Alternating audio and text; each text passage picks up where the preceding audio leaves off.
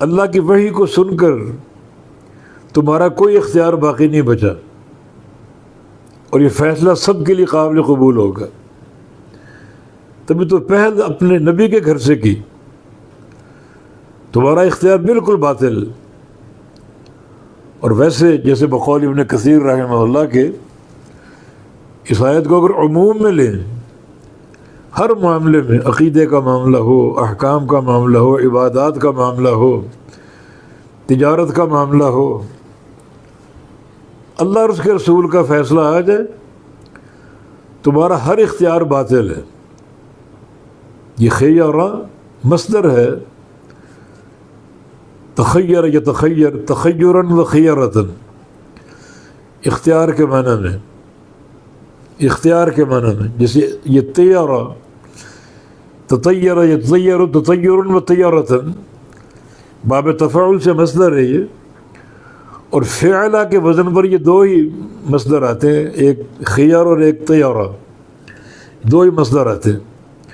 تو خیر بمعنی اختیار، اللہ اور اس کے رسول کو فیصلہ صادر فرما دے، کسی مومن مرد یا کسی مومن عورت کے لیے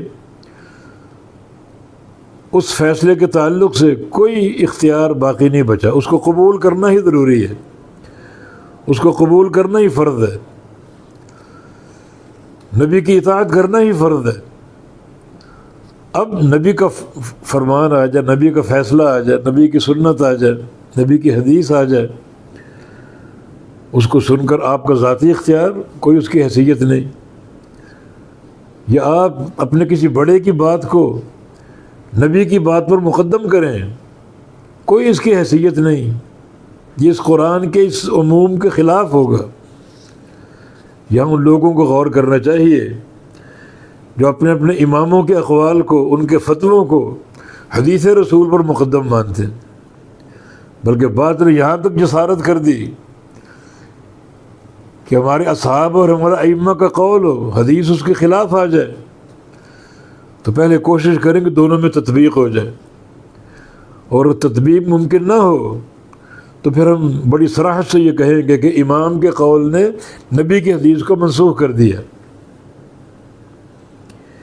کس قدر یہ دن دہاڑے ڈاکہ اللہ کے نبی کے دین پر اور آپ کی شریعت پر۔ تو قرآن کیا کہہ رہا ہے، ہمارا کردار کیا ہے؟ قرآن کہہ رہا ہے اللہ اور اس کے رسول کا فیصلہ آ جائے، تمہارا اختیار باطل ہے، تمہارے اختیار کی بالکل نفی۔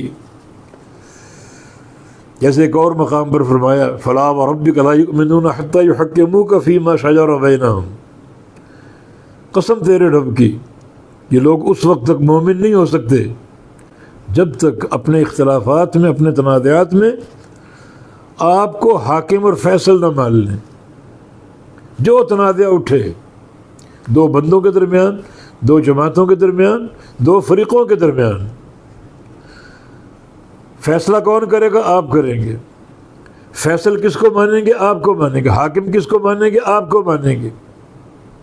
اگر آپ کو حاکم اور فیصل نہیں مانتے، یہ مومن نہیں ہو سکتے۔ اور صرف حاکم اور فیصل ماننا نہیں ہے، بلکہ آپ سے فیصلہ کروانا بھی ہے۔